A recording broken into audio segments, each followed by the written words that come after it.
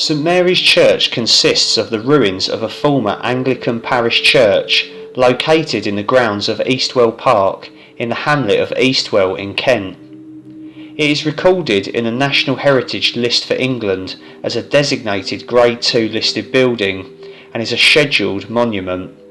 The ruins have been in the care of the Friends of Friendless Churches charity since they took over the freehold on the 20th of March 1980. In 1951, the roof of the nave collapsed and the remaining shell of the church was demolished in 1956, leaving only the footings, the tower and the 19th century mortuary chapel.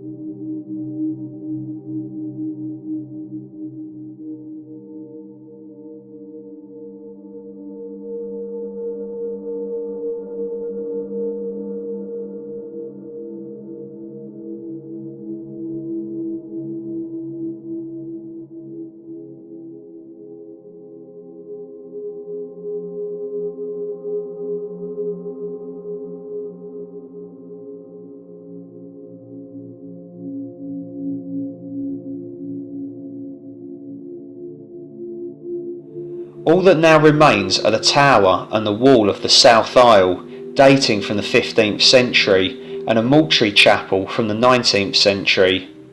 The ruins of the tower and aisle wall are constructed in flint and plaster with stone coins. The tower is supported by 3-stage buttresses and it has a doorway with a string course above. In the tower is a 2-light perpendicular window. The bell openings date from the 18th century and they also have 2 lights. The summit of the tower is battlemented. On the lower stage of the tower is a mutilated consecration cross in knapped flint. The blocked arch to the former nave has octagonal piers. In the aisle wall are 2 2-light windows.